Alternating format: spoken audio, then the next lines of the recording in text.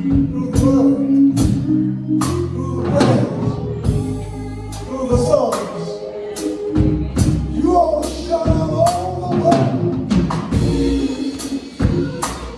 Listen to what is being sung until the fall.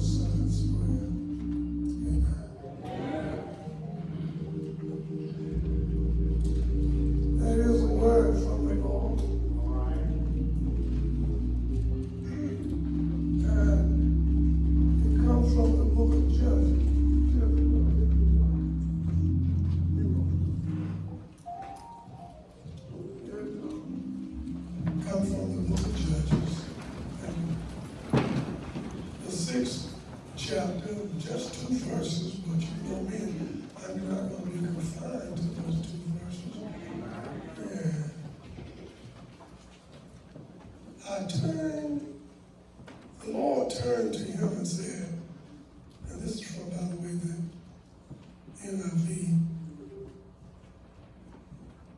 Y'all see, I'm not crying already. I'm having trouble with my eyes just running. The Lord turned to him and said, go in the strength you have and save Israel out of Midian's hand. Am I not sending you? Pardon me, my Lord, Gideon replied.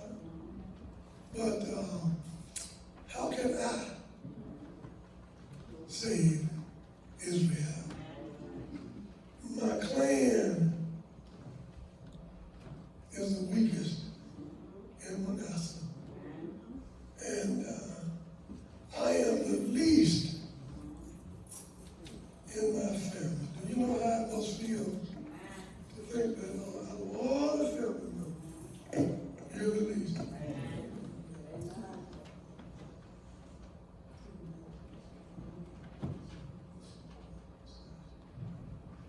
I want to use as a thought today. It's all in how you see yourself. It's all in how you see yourself. Just because somebody called you stupid don't mean you are. Or somebody implied that you're unattractive, that means you are. It's all in how you see yourself.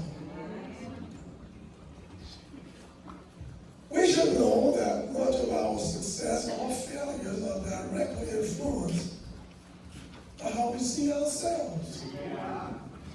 I'm told that MJ, Michael Jordan, one of the best basketball players of all time, did not make the team when he first tried out in high school. But he was determined to overcome his failures. It was not that Michael Jordan could not play the game well. The coaches thought he was too short of height. He stood along with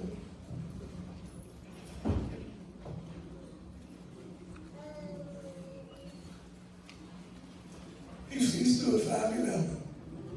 And while he was disappointed, he didn't give up on his desire to play basketball. No. He tried out for the junior varsity. See, it's like, you can reach for it. Yeah, it's hard, but it's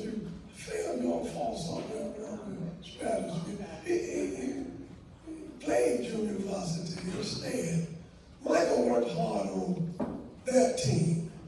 He saw himself excelling and he practiced as much as he could. And as a result, Michael had 2 games where he scored 40 points or more on the junior varsity. He also, over the summer, grew 4 inches between sophomore and junior year. I'm not attributing that to Michael, but I just want you to know how, if you go with what you got, in the strength that you have, God will have the rest. The coach could, no longer ignore his outstanding performance and placed him on the varsity team at the age of 15. Oh, he wasn't 15. He was a little older than about 16 then. But at the age of 15, standing 5'11", Michael saw himself as a tall basketball star.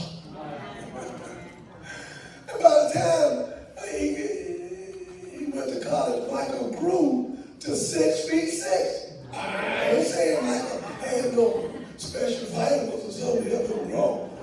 But because of how he saw himself, God worked with Michael. Michael was willing to go, and when he had 5'11".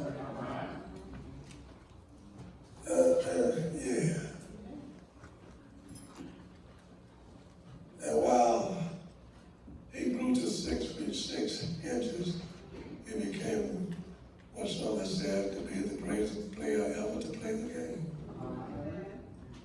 It's all in how you see yourself. Now, we can influence our children in developing a positive attitude about themselves. Michael Jordan's father was seen at most of the games Michael played in the NBA, and I suspect he was his biggest fan in high school and college as well. We must become the biggest fan of our children. They look to us in establishing their self-confidence, their self-esteem. Now, I credit Janice. Is Janice in here? Yes, it is. Okay, I don't want to say too much. She's usually beautiful. Let's see if I need to cut out anything. I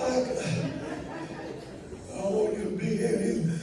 But I credit Janice with a lot of the development of my children and their success in school. You see, Janice understood how to help them form good study habits.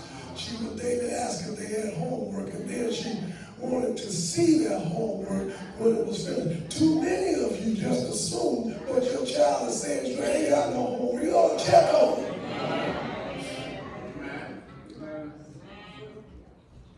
No. Janice made no demands for high grades.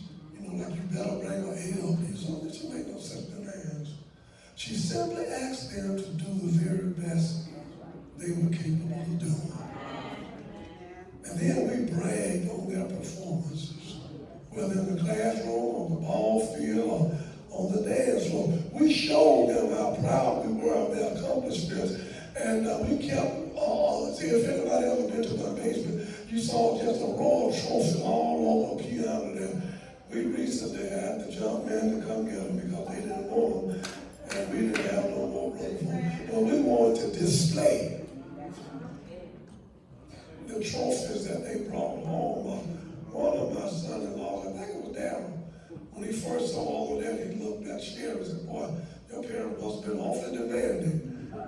And Sherry explained to no, they didn't demand that we win trophies. They just exposed us to different things, and we did what we wanted to do. But nothing is sadder than a child or an adult with low self-esteem.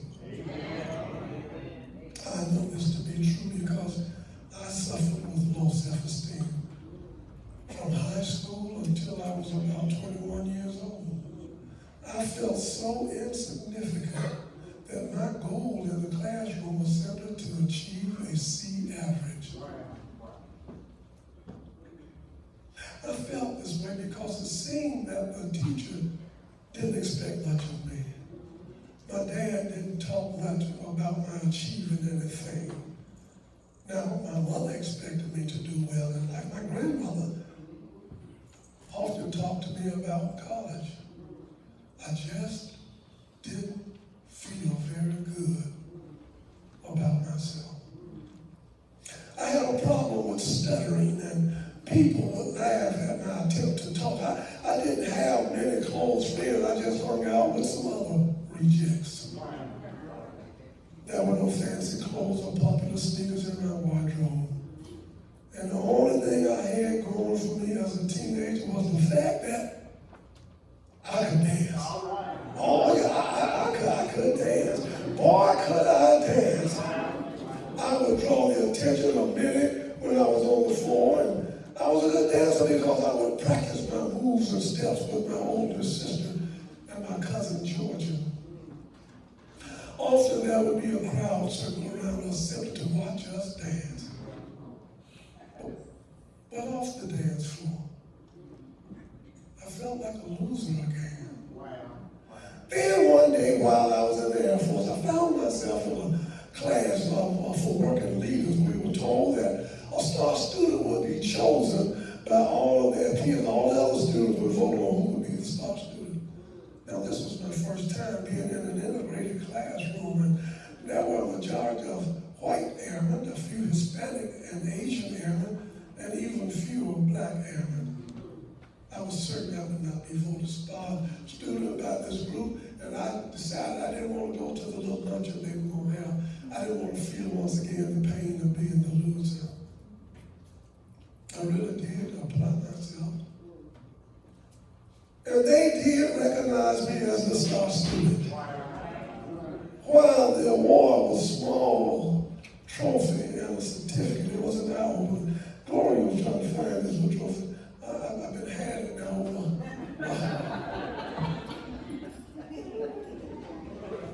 Yeah, it looks kind of worn and old to you. But it's 50 years old now. Yeah. But I keep it close to me in my study there because after achieving this recognition, I realized I could do anything if I really put forth the effort. I knew I didn't have to be recognized for it, but I knew I could do it. I understood it may take me twice as long as anybody else, but I was convinced that I could do it.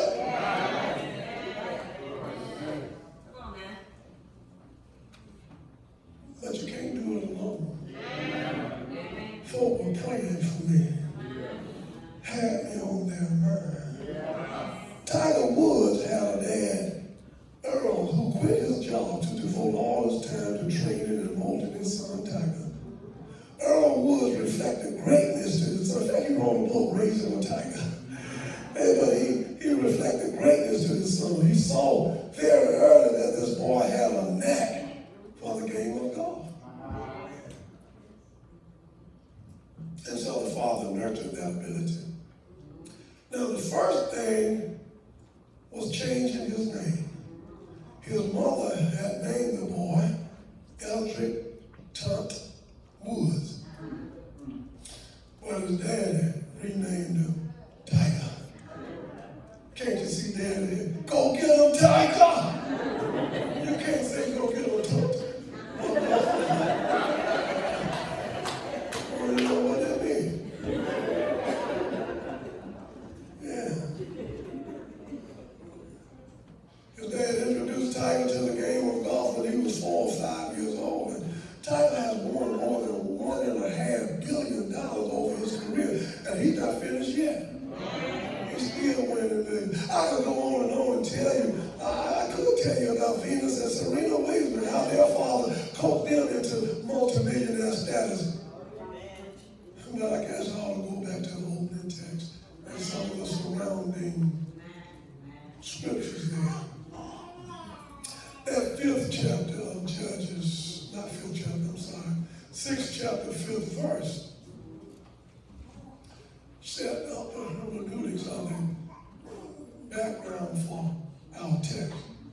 It says they came up with their livestock and their tents like swarms of locusts. It was impossible to count them or their camels. They invaded the land to ravage it. Midian so impoverished the Israelites that they cried out to the Lord for help. And when the Israelites cried out to the Lord because of the Midians, he sent a prophet who said, this is what the Lord said.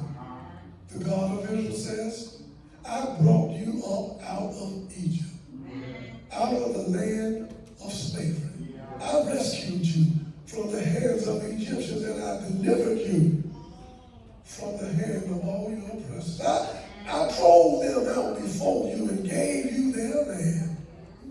I said to you, I am the Lord your God. Do not worship the gods of the Amorites, in whose land you live. But you have not listened to me. Too many times we expect God to do for us, and we go and give and devote our love and attention to everything but God. Oh, we're still Christians. We just consider it almost a punishment to get up, clean up, dress up, and show up to worship a God who has sustained us.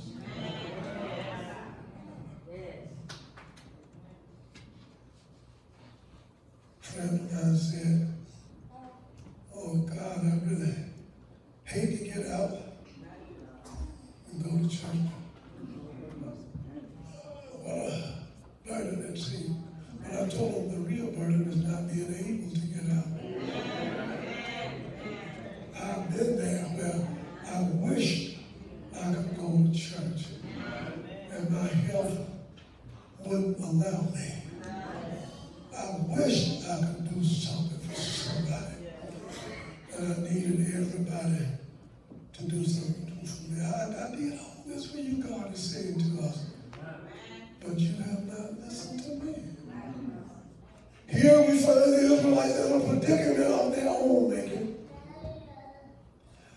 They are surrounded by their enemies and now begging the Lord to rescue them again. And that's so much like us. We decide to do our own thing. Oh, I don't care. My group is calling me. We're doing this over there. I mean, we'll go all day. We decide to go our own way. And when we leave the will of God out, we find ourselves in a mess. Now, we won't cry out to God right away. We'll try everything possible to get ourselves out of the mess we've made, and only when all else has failed, we cry out, Lord, have mercy. There are some situations when money or friends can't get you out of it. It will take the mercy of the Lord. Aren't you glad God isn't like us? I don't know about you, but I think we would be saying, I helped y'all out of slavery in Egypt. I told you what to do, but you paid me no attention. So I ain't fooling with you anymore. That would have been my response. Ain't you glad I ain't God? Divine love is much bigger than that.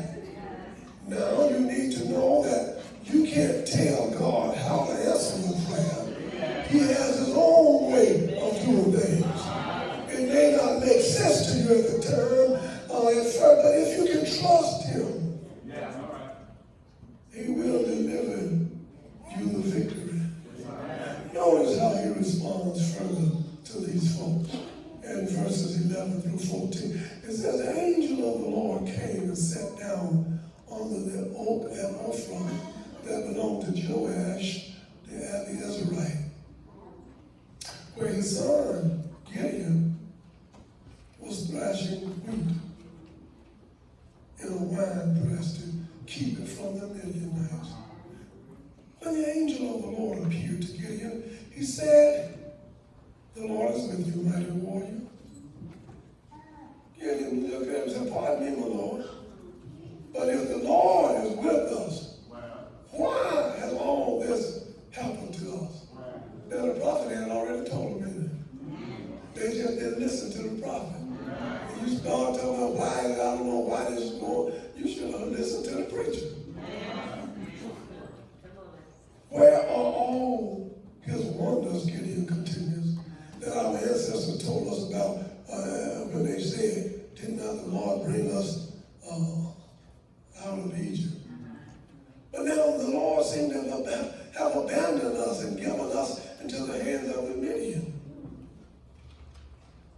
The Lord turned to him and said, go in the strength you have and save Israel out of Midian's hand.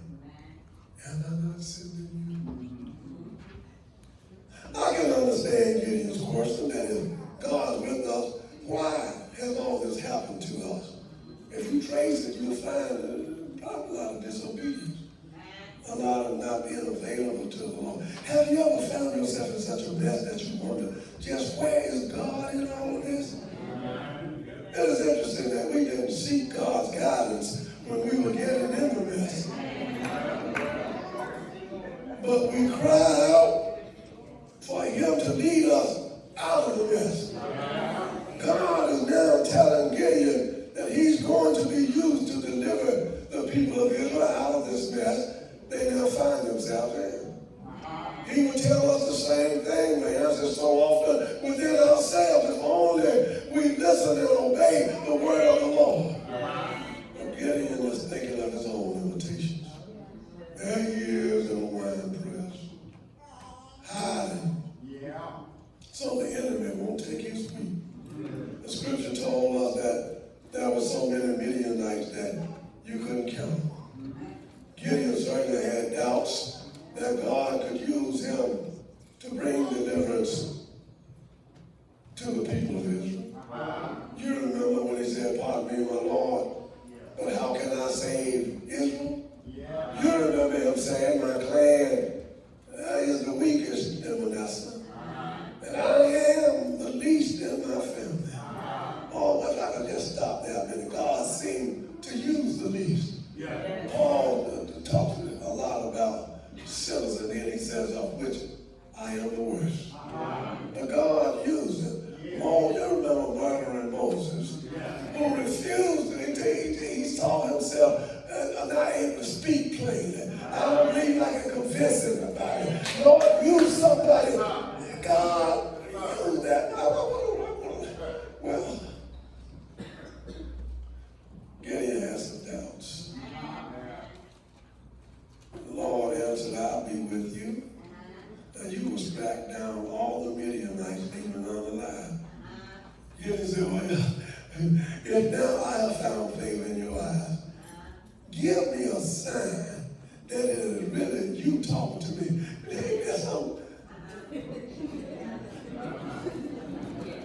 Yeah, I don't have any doubt when I know God is talking to me. Usually he's straightening me out and pointing me in the direction that I didn't particularly want to go. So God knows you talking to me. Please don't go away until I come back and bring my offering and set it before you. And the Lord said, I'll wait until you return. Gideon went inside, prepared a young goat from an ephah of flour. He made bread without yeast, put the meat in the basket and his broth in a pot. He brought it out and offered it to them under the oak. The angel of God said to him, take the meat and the unleavened bread, place it on this rock. Now, pour out the broth. And Gideon did so. Then the angel of the Lord touched the meat and the unleavened bread with the tip of the staff that was in his hand. Fire flared up from the rock, consuming the meat and bread, and the angel of the Lord disappeared.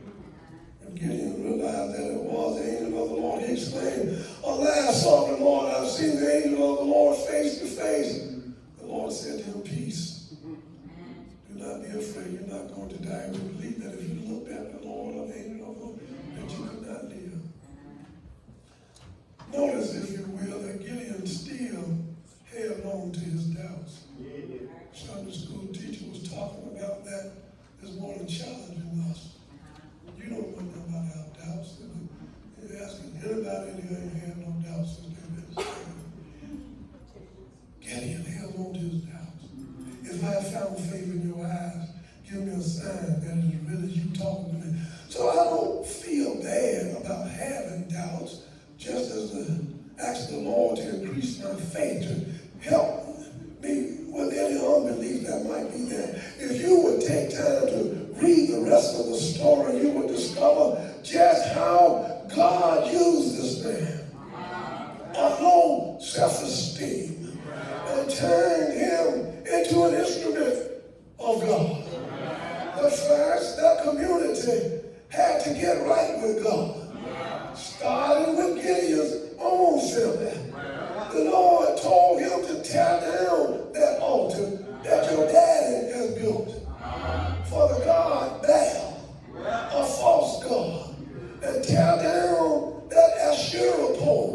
that stands beside that altar. Then God said, I want you to build a proper kind of altar to the Lord your God and worship with a burnt offering to the real God. You see, the problem lies in the fact that too many of us have created our own God. If you want to know what it is, it's whatever is more important to you than being in communion with the Lord. Sometimes, like Gideon, you have to get rid of some of the sinful stuff in your life and turn and worship the true and living God. When Gideon did what the Lord said, God changed his name to Jerubbaal and led him to a victory that left no doubt that God had given him success in the battle. God will lead you to overcome your sickness, overcome your weakness, overcome your failures. He will give you the victory over your enemies. He will give you the success you've been looking for. But first, you got to get right with God. Get rid of your false gods in your life. Make God the center of your life. Make God number one in your life. Give God priority of your life. He will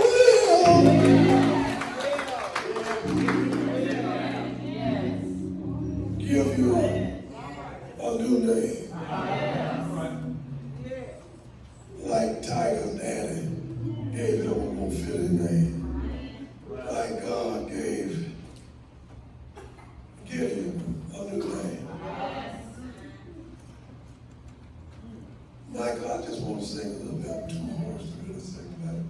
We are of heaven, live Father's children, and we are born that He loved us.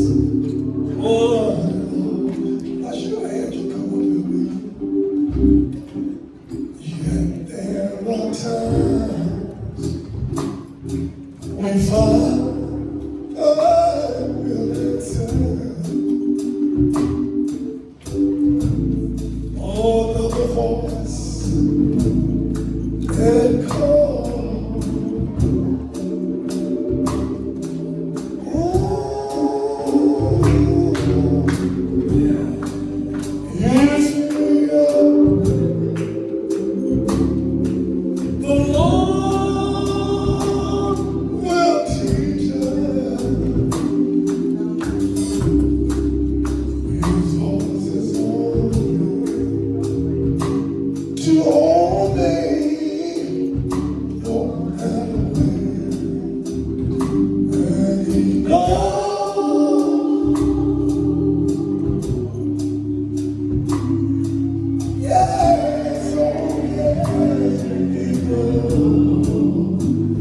He knows just what you